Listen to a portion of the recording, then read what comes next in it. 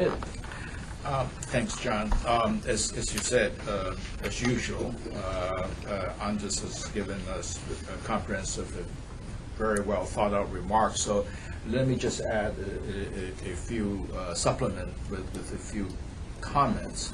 I think Anders has already made a very strong case, given the seriousness of the current situation and the fact that conditions that Russian aggression continues, if not increased, and the situation is not de-escalating at all in Ukraine.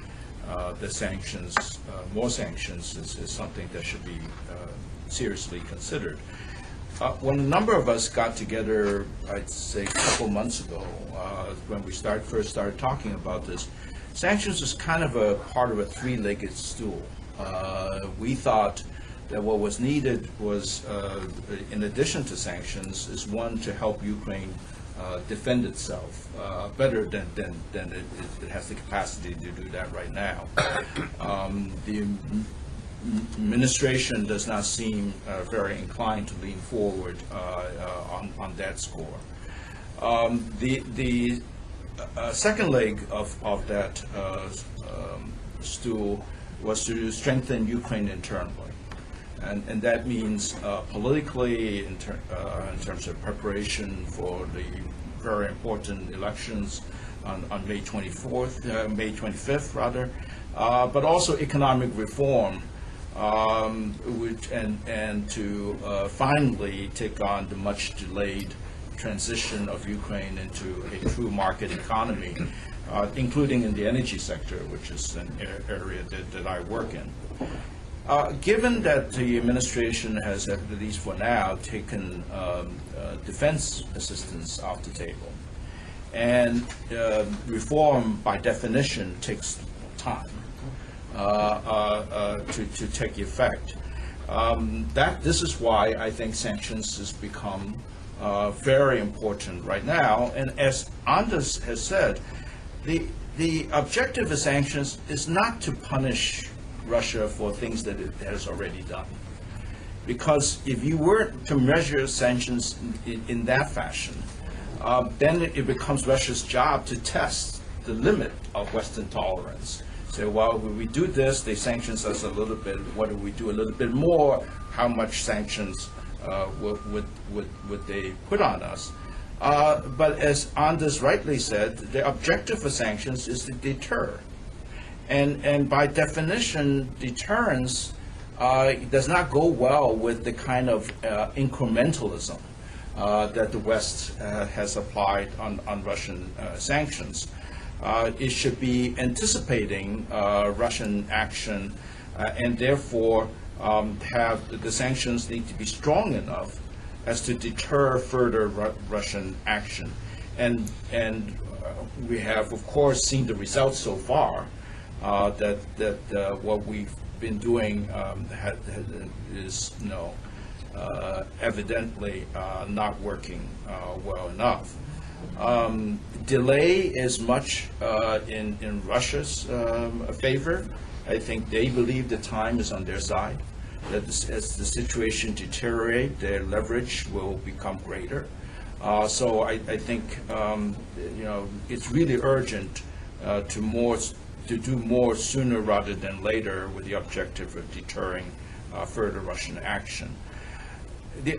Another important point that I'd like to make is that this is a situation that clearly requires American leadership.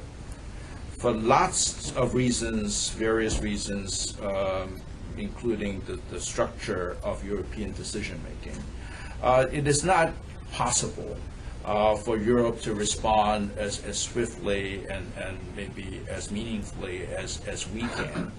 And the President's, Obama's stated objective of coordinating sanctions with our European ally seems to me is fundamentally flawed. Since they can't move, the fact that they can't move shouldn't stop us, the United States, from moving forward with more effective sanctions. The more likely scenario is that we do strong sanctions and and they split the difference. I mean, that's the way it has worked in many areas, in many situations in the past. There's no reason to believe that it wouldn't work the same way this time. But the lack of American leadership is really hampering Western coordination, alignment. I think by definition, in order for the West to be aligned, it requires very active American leadership. It's not that Europe doesn't have leverage. Europe has lots of leverage. It's a question of whether it is willing to use it or not. The simple example that I would make, because it's within my competence, and it's often the reason that people cite for why Europe isn't doing more, is that the question of the energy trade between Europe and Russia. People cite the fact that Europe depends on Russia for 30% of its oil and gas imports. Well, heck, Russia depends on Europe for 80% of its oil and gas export markets. So who's got leverage on whom?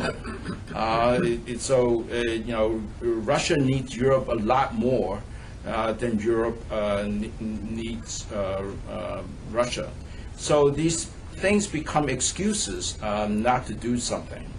And I just believe that the situation in Ukraine is getting more and more serious, more and more concerning, and we don't do something that really hurts Russia where it lives, then there is no incentive for them to stop. So with that, I will end my remarks and allow John to lead us in the discussion.